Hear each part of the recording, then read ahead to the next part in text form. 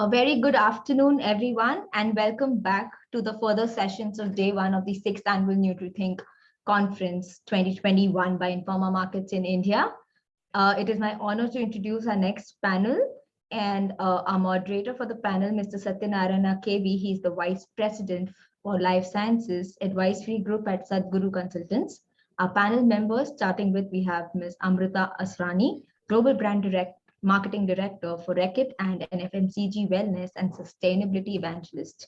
We have Naaznin Husein, Nutritional Advisor for Indian Navy and a Nutritional Counselor for Sports Bollywood Celebrities, and also a member of ITA. We have Mr. Shirish Yadav, Vice President for Manufacturing and Technology at ITC Limited, and Mr. Vijay Uttarwar, CEO for Naturell India Private Limited.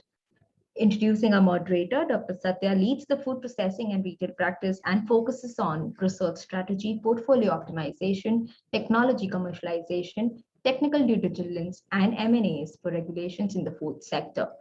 Prior to joining Sathguru, Satya worked with Tata Innovation Center in the areas of industrial biotechnology and food ingredients.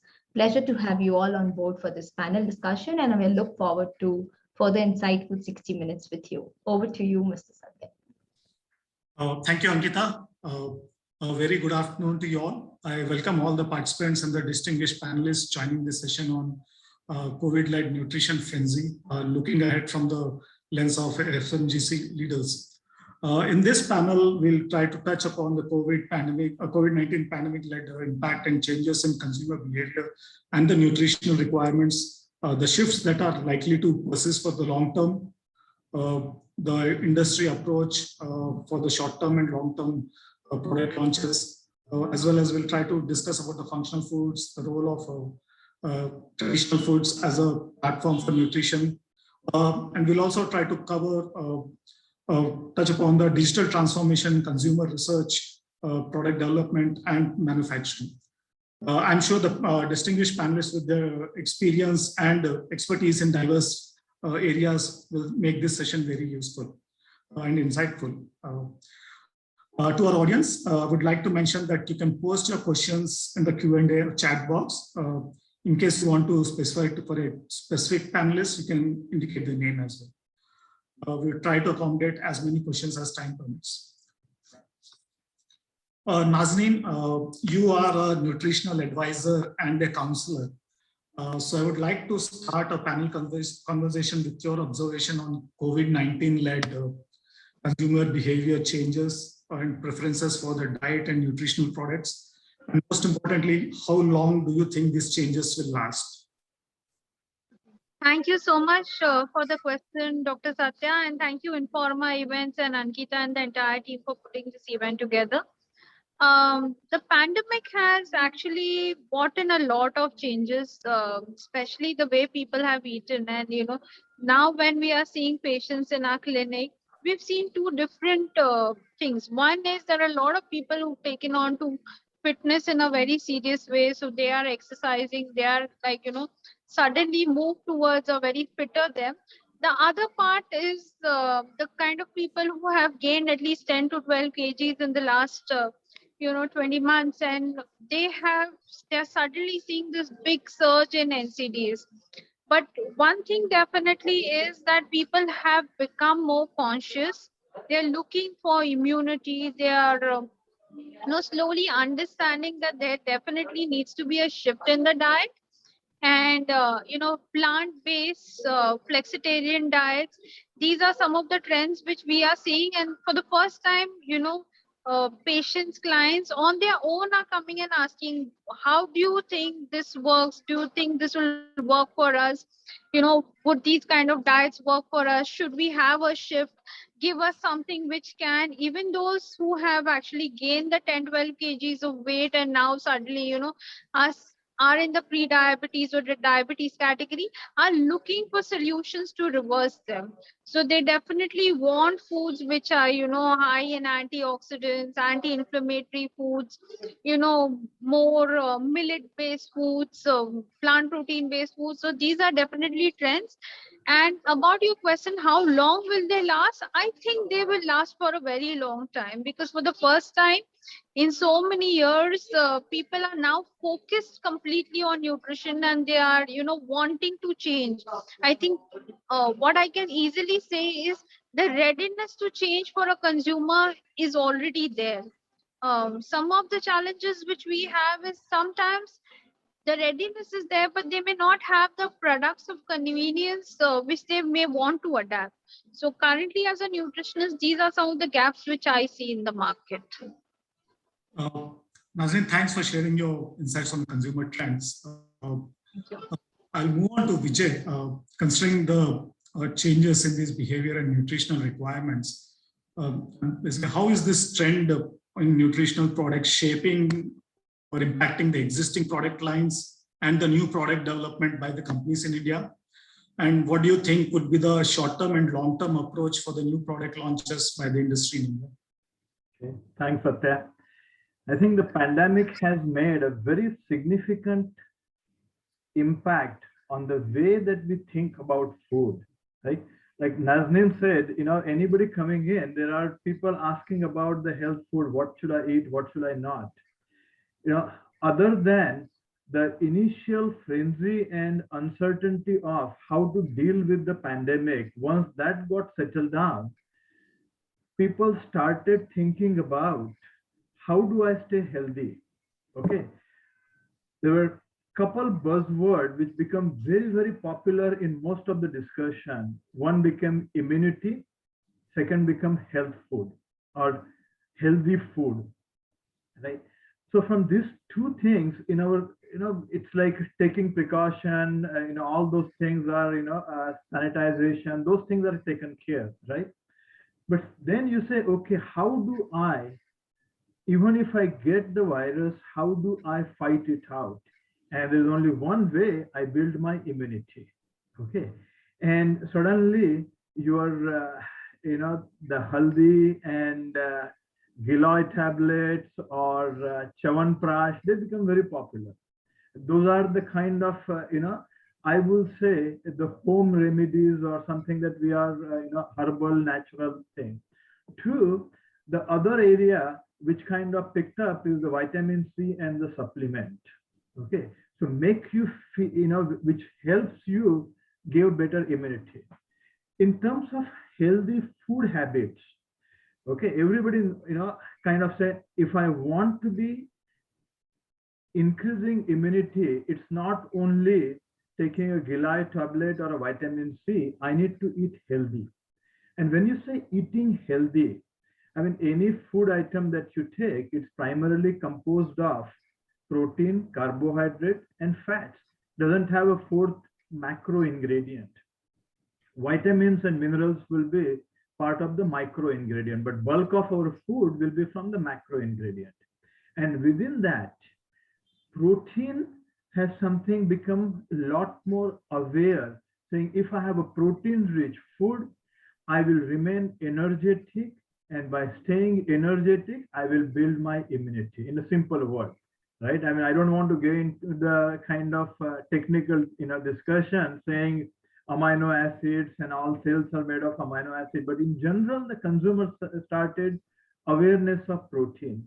So a lot of companies started, what can we do to come out with the products? So one was existing products where, whether it is putting haldi in there and something, a new variant or a Chyawanprash, laddus and so on.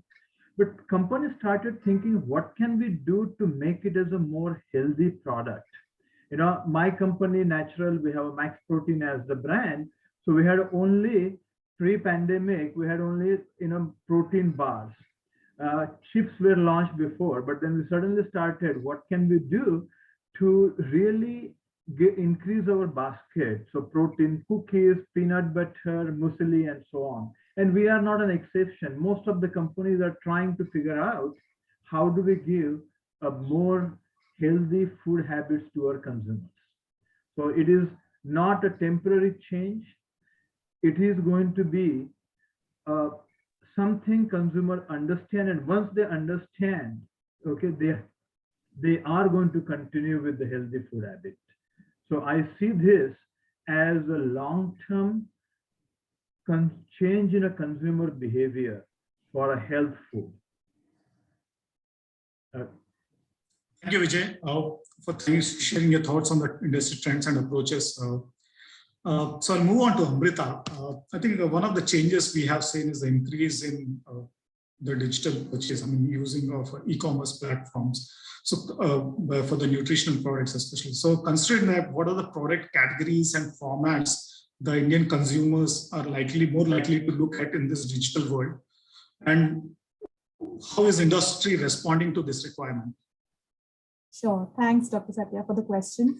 Indeed, a very interesting one in today's context.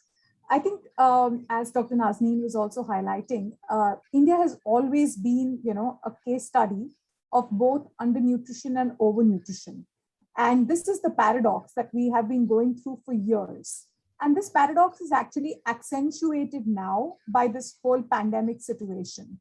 Because those sections of the society that were undernourished or impoverished are obviously continuing to be so.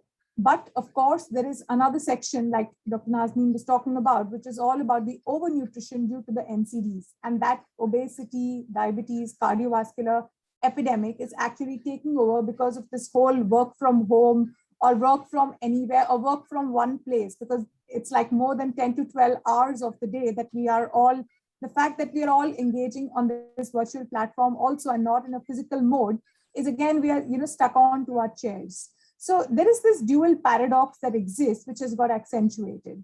Now, this is more from, I would say, a scientific standpoint. But when you look at the consumer lens and the question that you put forth, which is the whole digital economy, I think there are multiple consumer trends which are emerging.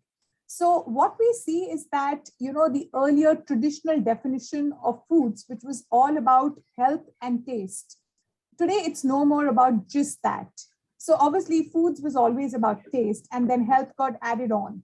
Now it's gone beyond that, much beyond that. So when I say much beyond that, consumers are saying, I want it to be healthy, I want it to be tasty, but I also want it to be nutritious, I want it to be fresh, I want it to be on the go, I want it to be convenience from in-home perspective and out-home perspective, and I want it to be naturally healthy as well. So now you see the number of asks from the consumer because of the whole awareness increasing and accentuated by the pandemic is leading to like multiple benefits that the consumer is seeking from that same meal that he or she has, or from that same snack that he or she has, or for that matter, that same beverage. And this is reflecting especially when we talk about these digital super consumers, because in the digital space, we have these consumers who are obviously pro-health and they are passionate about the space of health, wellness, and fitness. And these are the consumers who are actually driving up the whole conversation on foods, which should be foods, beverages, which should be all in one, all encompassing, in terms of all of these benefits. So that's how I think even companies and brands are adapting to this trend and now looking at natural, naturally healthy, not just healthy, but naturally healthy or naturally fortified. Diets by DNA is a trend, which is what brands are trying to fulfill on. And when we say diets by DNA, we are talking about going back to our roots, to going back to what our mothers, grandmothers, grandfathers, everybody ate. And artificial is the public enemy number one. So I think these are some of the things which the new age digital brands are trying to encash on. Thank you, Amrita, for sharing insights on the new consumer expectations for the nutritional products. Vijay, you mentioned earlier about the companies launching products or reformulating their existing products by simply adding a familiar ingredient. You mentioned about turmeric milk. Now, how can the immunity and wellness trends evolve from the current first generation products?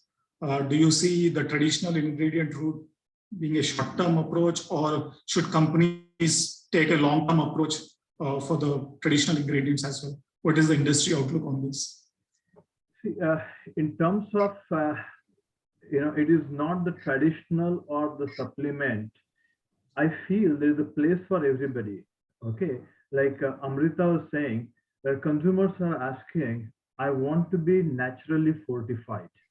Okay, so that trend, naturally fortified, organic, healthy, that trend is going to continue.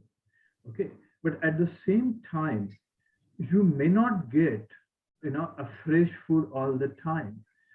It's being today at home, you have a luxury. I mean, even though I come from a packaged food company, 50 years back, 100 years back, the packaged food was a very, very small industry, right?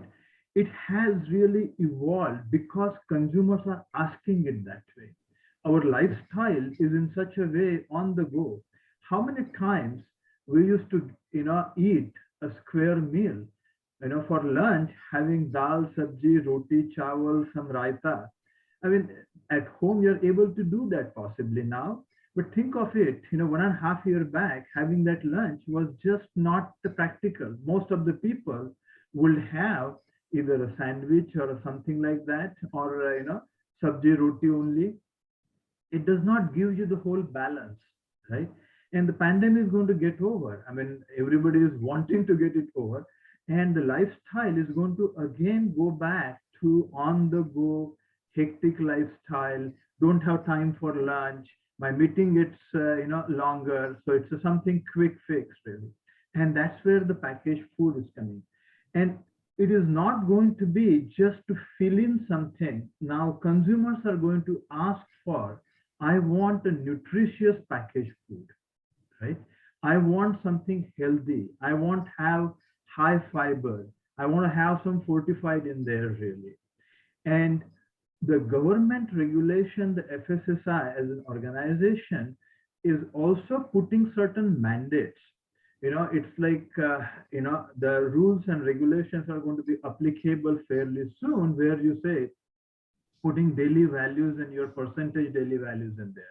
So when, it is going to, it may not have that change overnight in the consumer behavior, but very soon they are going to know, okay, how much fat I am taking, how much this has. And if it is this particular small portion is giving 25 to 50% of my daily requirement of fat, I better stay away from this type of food or this particular food item.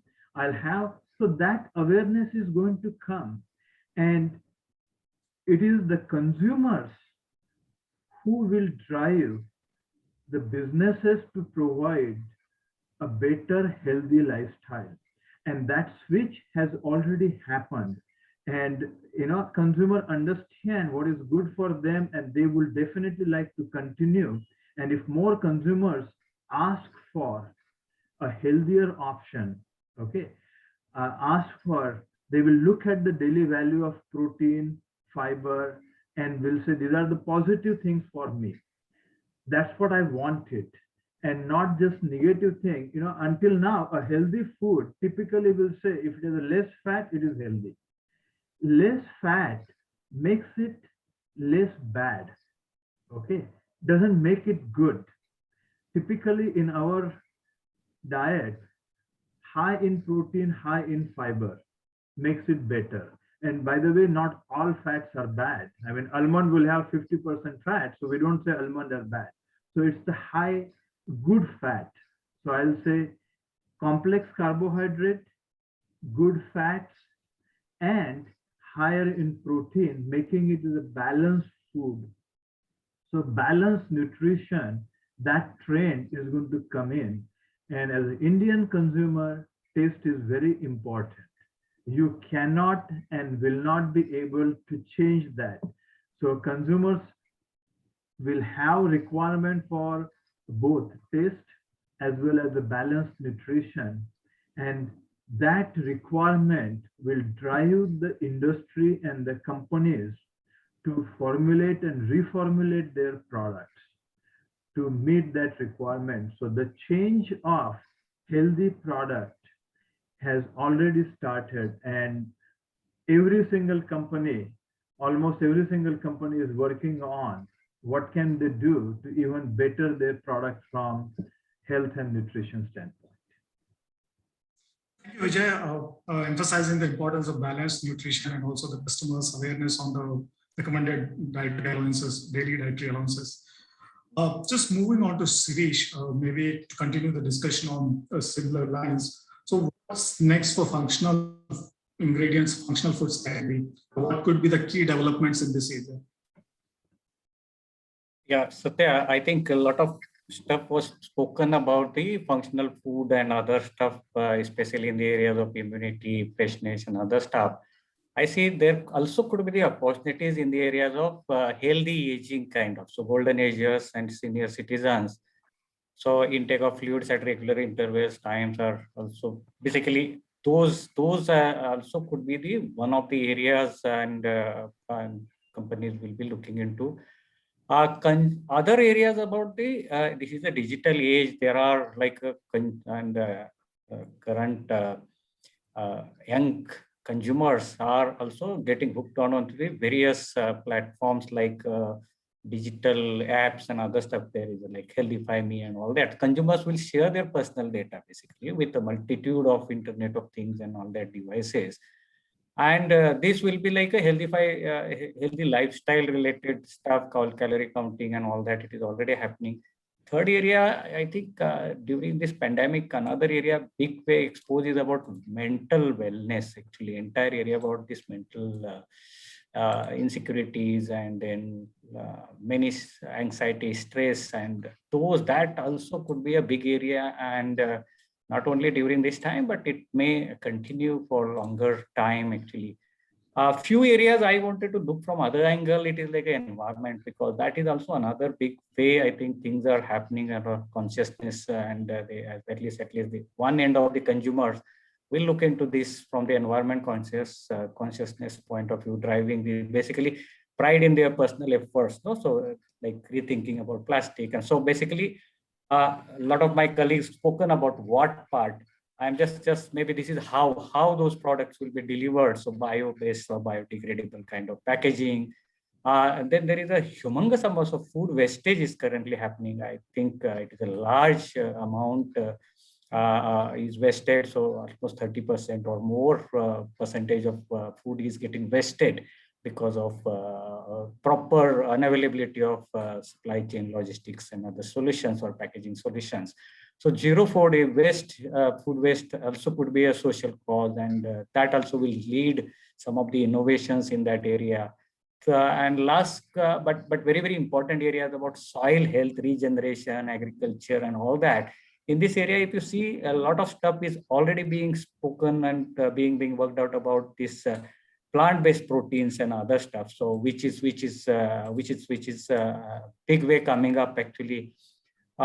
Few other functional food categories I personally see about, yes, plant-based offerings, actually, because it is a sustainable plus.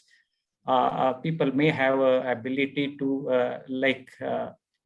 basically it is a heavy eaters, say non-vegetarian may look forward to the plant-based proteins. Then supplement area, dietary supplements, biofortification also could be a big way. I think government also is going to push the way iodine is pushed through the salt.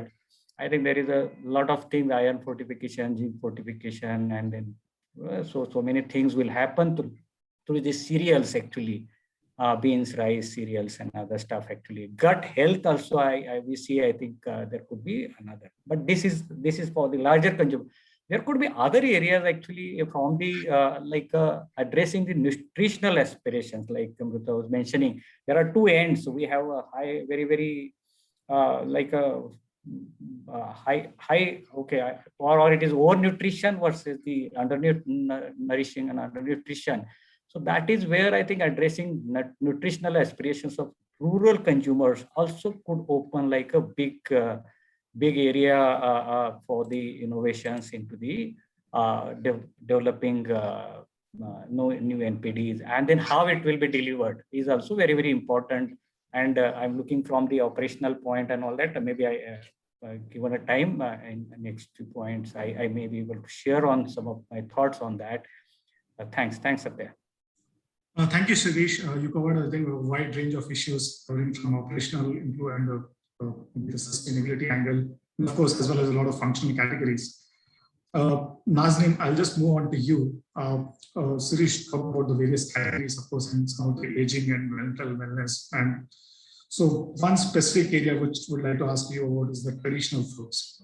How companies can leverage traditional foods as a platform for nutrition, because as occasions for consumption is constant, and it still plays a very significant role in acceptance of the by the consumers of these products. Thoughts on those? Okay, thank you for that question, Dr. Satya. And as you reiterated, that is true that, when one looks back at the traditional foods or the ethnic foods, the acceptability is much higher. In fact, I was reading a lot of nice research, and they said whenever you introduce a new food, people have uh, a phobia called neophobia for food, wherein they have a lot of resistance. So they may not be able to kind of, accept the change, and or they may avoid these new foods. So they may start and this is a lot of times we also see that people start with new foods, but soon because they are not regular foods, they fall out of it. And, then the product just lies on the shelf and it is never really repeated ever again. So to continue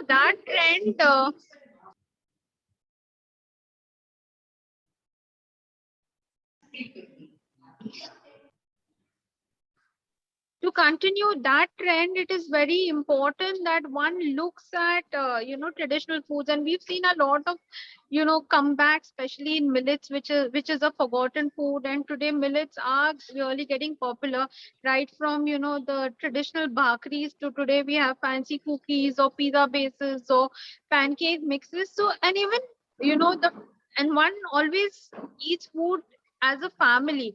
So even when somebody is bringing in a jawar mix or a bajra mix, the elders in the family are like, acha khara, it is a healthier product. It's okay if he's eating a pancake or a cookie out of it. So somewhere the familiarity actually kind of, sinks in, and the product is much better accepted. We've also seen a similar lot of progress, success in terms of makhana, which was a very, very traditional Indian snack. And today it's highly popularized as fox nuts and, on every dietary prescription of most dietitians. Likewise with the seeds and the nuts, like the flax seeds were very traditional. And in Maharashtra, we did the Javasachi chutney. Today, flaxseed again is considered plant-based, used for various, portfolios, and can be a very interesting mix in that sense. So, yes, definitely adding traditional foods or even traditional formats for that matter. If you're bringing in a new food, but you're serving it in a traditional format, that also may do. Either which ways, you could play around, but the familiarity definitely helps in better acceptance into the diets for a longer term. Thank you, Naaznin. Very interesting part of emphasizing the use of traditional foods or ingredients in a modern formats as well. So, Amrita, I'll just move on to that insight from consumer insights. I mean, how the industry can have the consumer insights. So, how companies are leveraging digital tools, and what is the scope for new age technologies like artificial intelligence or machine learning in consumer research or product innovation or in quality management and other operations? Sure. I think another very good question, Dr. Satya. See, very interestingly, what is happening in India today, which is again unique and I would say in certain contexts similar but yet differentiated, is that there is this common trend because of digitization across the world, which is all about transitioning from the mass consumer model to the mass personalized model. And digital is enabling this globally as well as in India. But what is so different? As I said, there is a similarity, but yet it is unique and differentiated for India. Now, I think it's particularly more relevant for India because the kind of vast food diversity that we have in our country is known to all of us, which does not exist anywhere else in the world. So as they say, India is actually many Indias within one India. So it's not even about just, the South Indian thali or the North Indian thali or West or East. I think every, I would say, district or every neighborhood in India has a different food lifestyle. And based on that, actually, there is a lot of penetration and reaching out to consumers that can happen with various food products because of the mass personalization that digital is allowing us to do because of AI and machine learning. And that's where I feel AI is playing the most important role. And I'm sure some of you would have read about this, but the most interesting fact, which I found very fascinating, is that the world's first AI nutritionist, based on a large database of 50,000 Indian food recipes, which are totally Indianized, because as we know, we all have different recipes for the same food item, for the same dal in every household, it will be made very differently. So the world's first AI nutritionist actually came from India and not from any global counterpart. So that itself says a lot about how this whole transition from mass consumerization to mass personalization is taking place.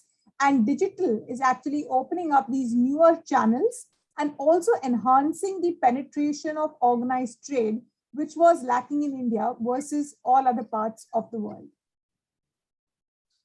Thank you, Amrita. Very interesting observation, and I hope the industry is gearing up to use the digital tools for gathering greater consumer insights. Shirish, a related question on digital transformation to you. I think since you're from an operation background, maybe. So what is the impact you are seeing due to the COVID consumer trends or food safety requirements on manufacturing? Did COVID accelerate the digital transformation in food manufacturing, or specifically the hygiene requirements or any other operations? Your thoughts on that? Yeah. Thanks, Satya. So as we know that pandemic has increased or heightened the awareness of customers and consumers about food safety, hygiene, and food quality. I'm not looking from the other angle about the safe food, anyway, we spoke about the nutritional aspects about that. And now they are very much concerned about how these products are manufactured, whether it is a touch by the hands, and if it is touch, what kind of hygienic practices were followed. Ideally, people want non-touch, no touch. So in fact, we are seeing now Amazon and other deliveries are also like Swiggy, Zomato, and all that. No touch deliveries are happening. So I think that is what consumers and customers are really looking at. Another area is about the so how all this once it is how it is made, and then what going into it. I think we discuss about the nutritional areas, but then how it is handled post it is made actually. So value chain, logistics, retail outlets, and other stuff. Is it fully safe and hygienic and all that? And today, because of many digital tools available, so you can have a very, very digital traceability is possible. Blockchain platforms are available. Actually, it is creating like a very, very transparent kind of platforms are available where consumers exactly know what is happening. Then there are barcodes and other stuff. Actually, you can scan and then find out how this product is made and where it is coming from. So yes, Satya, answer to this, whether it is accelerated, absolutely yes, because because what has happened initially, I think I'm just talking from the operation point of view, various manufacturing challenges and constraints faced during first COVID pandemic wave, as well as in the second also. But first it was a big disruptions. And then basically ensuring safety safety of our people, then creating hygienic workplaces, actually disinfection, thermal screening, and sanitization, social distancing, and all those aspects actually. Labor shortages, all of us are aware actually how labor shortages was a big challenge actually. And there were actually the lines which were more automated really were able to scale up quickly. High man-intense lines, there was a severe challenges actually. When I spoke like human touch based and manpower intense operations took a big hit during that time. Other areas about, so if you see the currently kind of stuff we are doing, and as well as I think many of the industries are driving, it is about digitization, automation, end-of-line automation, going into the analytics, like through the AI and ML, artificial intelligence and machine learning tools. We are able to go collect the data. It is big data is being collected, and then you can put analytical loops around it, and then create various themes and to drive the efficiencies as well as the different kind of solutions, and then meet the these concerns which consumers are getting from. It is coming from the customers and consumers about the how food is safe, how it is handled, whether I can trace it as traceability at each point from where it has come, how it is made, and then how it is delivered. It is a farm to fork, actually, entire visibility and traceability. Then supply chain processes. Look, it is there. Many technologies are used actually. So various technologies currently we are also using. Even storage solutions, like a lot of storage solutions earlier used to be like bags. No, suppose I will give an example about maida. A lot of maida used to come into the bag and then people used to handle. So now I think most of my factories and then many of I see maida handling big guys, they are gone into the tanker based. So you fill into the tanker and then it is pressurized, goes into the like there is a storage tanks and then it is pumped actually. So it is pumped like a liquid. So it is like a no touch. So we have like I will give example about our factory. It is Ashirwad Atta factory. It is an end-to-end. There is a no touch actually. Person doesn't touch the product from the farm. It is filled into the trucks. Actually, trucks are tippled, and then from there it is entire wheat is like conveyed with pneumatic conveying into the silos. From there it goes into the making areas, cleaning areas, and all that. It gets milled, packed, pelletized actually. So and then people touch only the either packed product or pellet actually. So this kind of I think stuff is getting exaggerated. Sorry. So it is getting accelerated, and pandemic has created a lot of disruption and challenges for the people. But I personally see it also created a lot of opportunities for the way we used to look at. The way it would have taken 10 years, I think it is now some of the things that will happen in next 1-2 years time. Thanks, Satya. Thank you, Shirish. Actually, enlightening to know about the no-touch operations from some of your operation and the products.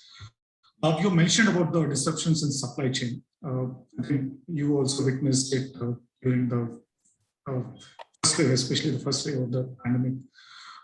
Considering this disruptions in supply chains, how do you think are the companies factoring this supply chain disruptions or the vulnerabilities in the new product development, or are the companies trying to redesign their nutritional products with locally available resources or ingredients? Any thoughts on that? Yeah, Satya, I think this is another very important area because what has happened, and today also I think anybody exporting from India or importing stuff, I think situation today is not at all good actually. There is a humongous shortage of the containers. There is a humongous shortage about the getting the connectivity and all that on the basically for the ships and all that. But containers is a one big area actually, and many countries are putting certain restrictions, this, that. So it is a full chaos actually. Whatever used to cost certain shipments and all that for the exports or imports, it has gone multifold, at least 2x or more than that. Some of the cases it has gone even 3x. So it is very expensive, and that basically if you are build your supply chain or operations basis, the some of the key ingredients are suppose coming from the importing, or your business is entirely dependent on the export, I think you will definitely have a very severe challenges. Unless you are very monopoly and you can really pass on, it is non-elastic kind of, but it is hardly anything. 99% businesses are impacted. So that has really driven very heavily. And if you see the currently our like central government is also driving the Make in India and then Atmanirbhar Bharat and all that. I think it is entire thoughts seems to be behind this, like how we can create our supply chain or suppliers within the country and develop them and make them to the global level. Yes, you have to still balance between some of the, but today's situation we definitely need to have the substitute for the imported ingredients. You may continue to import, but there is definitely formidable substitutes are required, because this situation may arise anytime, because of any other situations. And then if you see the last 15 years, this kind of viral stuffs are coming more and more. Earlier it used to happen like once in say 15 years, 20 years, then it started happening once in 6-7 years. Now it is happening 3-4 years. We don't know actually. We may get out of this, but who knows, another 3-4 years down the line, something different will hit us actually. So definitely it is required. And then this is not only India trend. I was reading some of the articles. I think worldwide, in many of the countries, they are looking into the developing their supply chains or ingredient suppliers within the same country as far as possible, or at least have an option which can be then exercised as and when needed. You have developed that product, you have made your entire new product, or even existing products developed basis those products and then tested with the consumers and all that and ready for the delivery as and when situation arises. Thank you, Shirish. Very elaborate explanations on the supply chain issues, especially the containers being a big crisis situation now. I think we covered a lot of challenges and opportunities resulting out of the pandemic. Maybe I'll just move on to Amrita. So what are the trends you're seeing with the startups and MSMEs' ability and agility to launch new age nutritional products, especially the opportunities coming out of the pandemic? Yeah. So indeed, it's a trend of hyper personalization, as we were all talking about.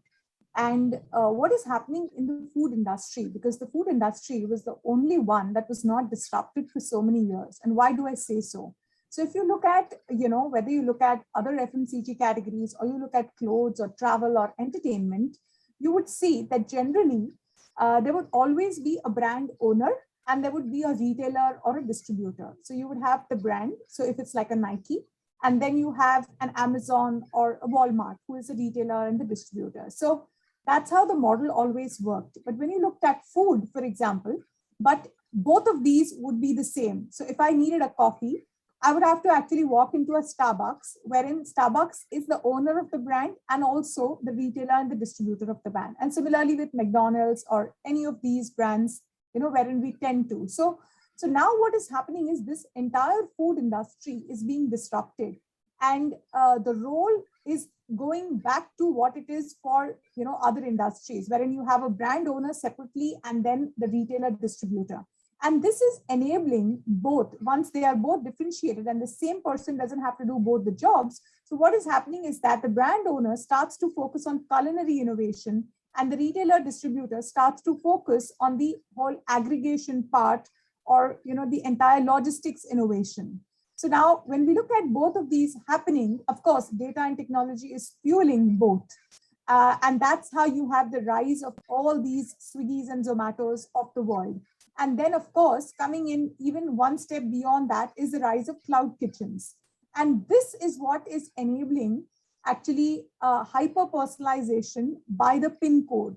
So basically, we are tending to now cater to consumers' food missions and differentiate that by the PIN code, therefore allowing brands to offer this mass personalization, which then transcends to hyper-personalization. And in this way, actually, even some of these brands, the food brands, can grow to a scale of 10x larger, because now they need to only focus on consumer-led culinary innovation and not really focus on the whole aggregation part or the logistics innovation. So I think this is a very, very interesting trend, and this is disrupting the entire industry in a significant way. Thank you, Amrita. A very interesting concept of mass personalization by PIN code. I think in future we might have more of this happening. Vijay, I would just like to have your thoughts on the trends on MSMEs and startups in these nutritional products. Like Amrita says, it's a mass personalization. Okay, Naaznin says it's some of the older ingredients like millets are coming up, and it's a combination of multiple trends are what the companies are coming out with, right? I mean, millets is not something new to us. It's been there, but for a long period, it's kind of, oh, it's not for me. It's for my dada, dadi, nana, nani. And our generation was staying away from millets. But the the way that it has come out is the superfoods, right? The oats and quinoa has become very popular. And now the consumer are understanding the initial hype for superfood that kind of made it popular as a superfood, and most of the consumer knew only quinoa and oats. Think of it, the chemistry of jawar and ragi is very similar to quinoa. Okay, it's basically low glycemic index, right? And what companies are doing now are using these millets as the superfoods where the today's consumer understand that. And it's not just a quinoa or jawar, or it's a superfood as a basket of low glycemic index ingredients. But putting it in the form that consumer wants it, right? I mean, jawar roti, we all know, but how many times you're going to have a jawar roti? Okay. But if it is chips, it's much easier for me to have, right? So a multi-grain story that has come up, I mean, everything is multi-grain, right? But what consumers are now looking at beyond multi-grain, because in multi-grain, it may be either wheat, rice, or a carb, or corn, which is 80%, and other one in a small quantity. Now they are looking at a multi-grain, super grain, and what it is. So the new concepts that are coming are no white carbs, right? So max protein, we have a chips, and we claim no white carb, meaning no rice, corn, wheat, or of course potato. So the trends of the older ingredients, the millets, and under the new name we call it a super grains or a superfood, in the form factor which is popular with the consumer for snacking, in the form of chips, in the form of cookies.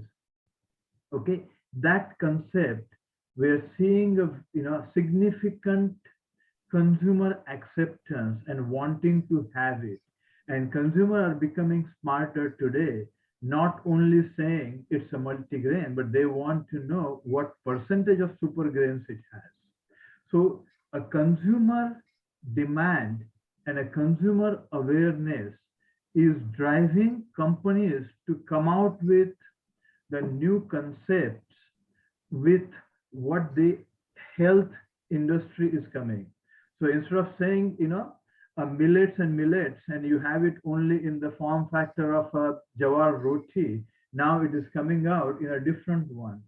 Okay, a product which are available, the porridges is coming up. Chips and cookies, something that we do, but there are so many new products which are incorporating these ingredients. And also the way that this has distribution is panned out. Okay, it's no more just the a brand, the manufacturer going to the super stockist and then to the retailer and then the consumer. The new age distribution of the e-commerce platform has made product available to anybody and everybody, right? I mean, for us, we typically used to be in top 10 cities, but now anybody from a small town can order the product from anywhere and it gets delivered.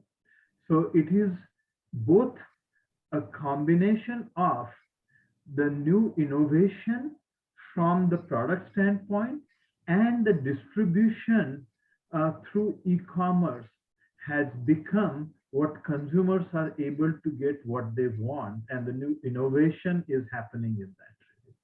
So that is the trend that we are seeing. Thank you, Vijay. Thank you for sharing your thoughts. I think considering the paucity of time, I'll just take a last question with Naaznin before I pick up a couple of questions from the audience. Naaznin, I think the series did touch upon the nutritional aspiration of the rural consumers. So I just wanted to ask you about how are companies seeing this opportunity, like how the nutritional aspirations of rural consumers can be fulfilled by the companies. And like, how can the product accessibility and affordability be managed in this case? Your thoughts on that? Thank you, Dr. Satya.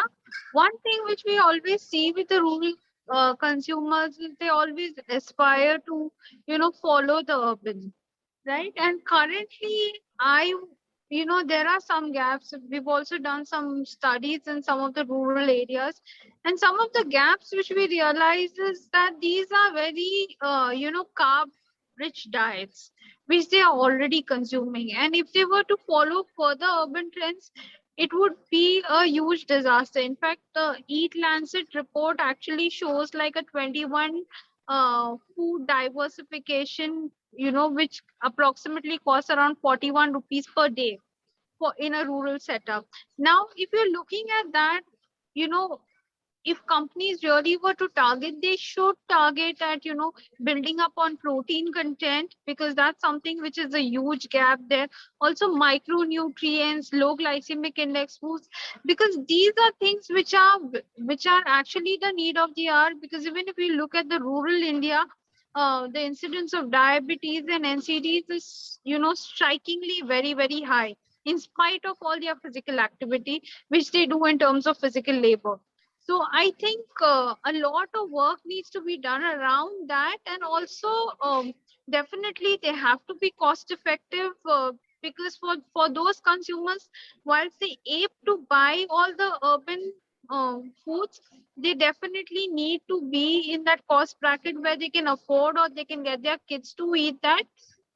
So I think correct messaging and a little more education and awareness also on micronutrients is required, because there's a lot of micronutrient deficiency also still existing. In spite of availability of, agriculture, which they themselves plant, we still see a lot of gaps there. So these are definitely on a nutritional front, some of the things which, need to be addressed. And, so the formula is localization is really important. So you look at local foods there and then you put it in global formats and still something which is, interesting for them. And so I think localization for rural India is the way to go. Thank you, Naaznin. Interesting observations. I think we just have another 5 minutes, so I'll just select a couple of questions from the audience. So I think this one is on more related to quality of the functional ingredient. Maybe Shirish, if you want to responding it. So the question is like the post-pandemic consumer is a lot more aware of the health benefits of individual ingredients like Gilo, etc. But it's still a challenge for them to identify if they are getting the quality they are being promised. So any ideas how the consumers can be equipped about the right information on the right quality of ingredient? Your thoughts on that? Okay, so this question was about the consumer's lens. Yeah, that's it. Okay, so how they ensure that whatever right ingredients, right quality, and other stuff has gone into their product, what they will be consuming. Okay, so that is what I was briefly touch base when I spoke about some of other points. So it is about entire initiative about the getting full traceability from the farm to fork actually. So it lands with that. So in that areas now, it is the drone imaging is possible for my farms actually. I know what kind of pesticides are used for when I'm making those cultivating or during the farming of those ingredients actually. Another area is about what kind of fertilizers. Is it natural fertilizers, chemical fertilizers, and other stuff actually. And other soil conditions and other data is now available. Actually, it can be put through the blockchain, this traceability platforms. It can be looked into. Then it is how it is harvested, how it is handled actually. So it is a pre-coming. It is like a raw materials, no, at raw material stage actually. So all these data can be available through these platforms. And then at the factory, anyway, it is like with this many digital platforms now that data is available, how it is processed, manufactured, and all that, and how it comes. Through the products, I think some of the companies are started doing it. It is not the currently it is an offline kind of. There is barcodes or something. You have like, you can scan it, and then it gives generic information about, okay, this mango, okay, this mango, or this, if I have a drink, say if it is a guava drink, where this guava or farms are there, and then how it is procured and all that. But it is more generic. I don't know my packet whether it consists of same what batch it consists of and all that. I think that is where these digital platforms are getting evolved actually. And like this blockchain platforms are very heavily used now in financial transaction, and we know bitcoins and all that. So all this currency, so that currency is heavily using this platform. So it is a very, very authentic, very safe, and once this kind of ledger, once data is put in, you can't tamper with it, actually tamper-proof data. So I think once that is picked up into the system, then we have I think many initiatives, many things, apps and other stuff will come up actually. So it is still in early stage, but yes, for the consumers, I think companies are moving in that direction. I don't think it is too far to really see that whatever I'm eating, from where it is coming and in real time. Should be possible. Thanks for responding. I'm taking another question. I think this is more what's being witnessed globally now, comparison between plant-based milk versus dairy. So the question was like it's a comment like plant-based and dairy need to work together rather than being pitted against each other. Your thoughts? Anyone, Vijay or someone wants to take it? I think, these days, specifically in the Western country, dairy has a lot of negative. If you look at the Indian consumer, dairy is seen as very positive. Okay, if somebody first asks, healthy food, milk will stand on the top really, right? But the way that, the dairy has become negative, one of the reasons is the way the cows are treated and how the whole, it has been, it is taken as, more like an industry as opposed to the dairy farm, right? And so, dairy products have definitely some positive things, and some people may have some negative, some allergic things and so on. But the more ethically done dairy products are what becoming popular. And in general, you are seeing the trend for plant-based product. Okay, it used to be protein, but now the trends are plant-based protein, right? I mean, if you look at the Western palate where you have a lot of meat in there, so they already get a lot of proteins there. But in Indian meat, is like a chicken curry, you get a couple pieces of it. So it is not enough protein, but the plant-based protein is both in terms of sustainability, nature-based, and also the lifestyle. It is becoming more and more people preferring a vegetarian food, and that is helping the plant-based ingredient or the protein story. So I'll say it is neither, it's not the, fighting with a dairy and a plant-based. Each one has the place, but it is, if it is done in a better environmental friendly and an ethical way of farming, then I think a lot of people will prefer that.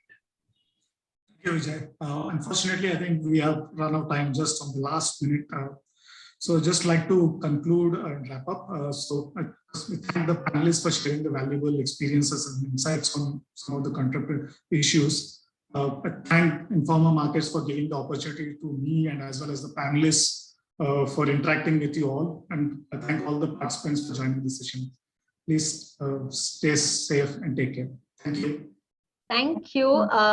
Thank you so much to each panel member for joining in and for such an insightful sessions. I think we couldn't take all the sessions because of the time, but we have a lot of questions and I'll send it to you on an email as well for just an understanding for everyone. Thank you again. We now move to the next session by Tata NQ. Thank you. Thank you again to all the panel members and Dr. Satya, you too. Thank you. Bye-bye. Take care and stay safe.